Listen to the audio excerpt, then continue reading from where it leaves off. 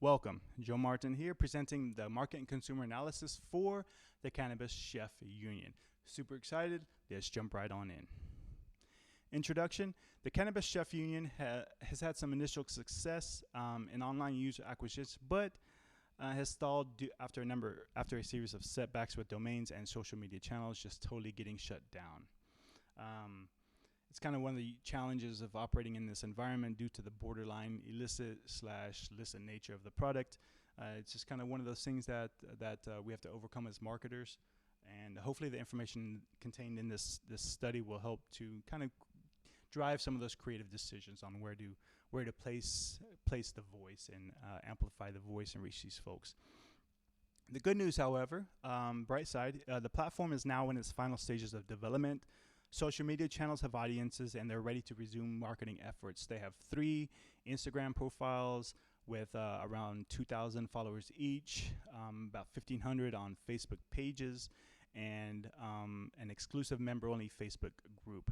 Really important for engaging existing users. We've conducted primary and secondary research. Primary research in this study serves to ensure that the value proposition for the union matches the needs of the cannabis chef and edible creator community, right? Kind of borrowing from the startup industry where I'm from. Build something people want. Make something people want. That's what we want to happen here. Secondary research helps to identify the most valuable members of the target market, where they live online, what their needs are, what their desires are, professional aspirations, goals, all of that good stuff. Some of the secondary research, very important, very, very important. These folks live on Instagram, right? A lot of them on Facebook. There's not a lot of online infrastructure that helps connect these folks and their products with paying customers. The Cannabis Chef Union is really trying to connect some of those dots.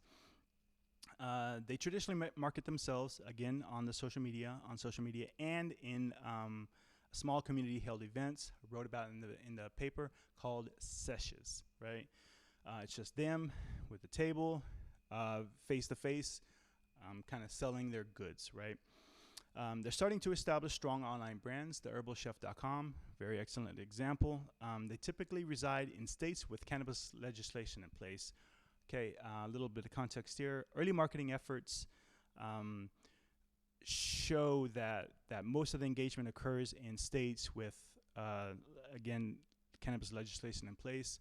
This is also reflected in Google Trends. You know, we see definitely California, Washington, Oregon, Maryland, Illinois, a little bit of Michigan there. I think I already said Colorado, definitely Florida, right? These are all places where, people are actually actively doing the job, and, kind of they have access to it, so they're able to work with it a little bit more. Not a lot of research in this area, but age range is 30 to 40 years old, income of 30 to 40K annually.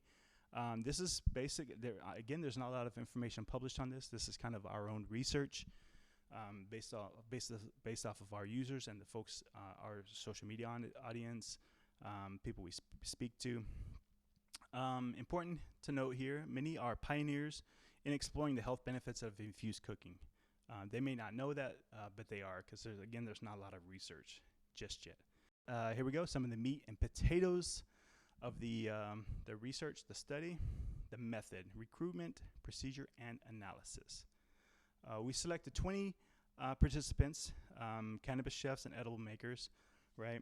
10 members, 10 non-members, and the purpose of this is to really start laying the foundation for building brand ambassadors. They're going to see that we're taking an interest in their careers and developing the platform to provide value for these folks, right? 10 non-members, we hope to kind of convert these folks. They're notified in person, on the phone, or on social media. Instagram direct messages have shown the most success. Selected based on their industry, their activity in the industry. We want a wide range of folks early in the career to very established careers. Procedure, primary research carried out by a marketing professional experienced in conducting user interviews. This will likely be me. Interviews will run from August to December of 2020. Carried out in person, over the phone, and custom Google form that I've created, and I'll kind of have a visual representation here. Responses, important here. Responses will be grouped into common themes. Right, we're going to touch on that in a moment too. Here it is, the Google form. It's still early. Historically, we haven't had a lot of success in getting respondents to this, so we're finding that we have to build at least an initial relationship with these folks. You know, maybe two contacts, and then the kind of presentation, the asking of, hey, will you do this? Analysis.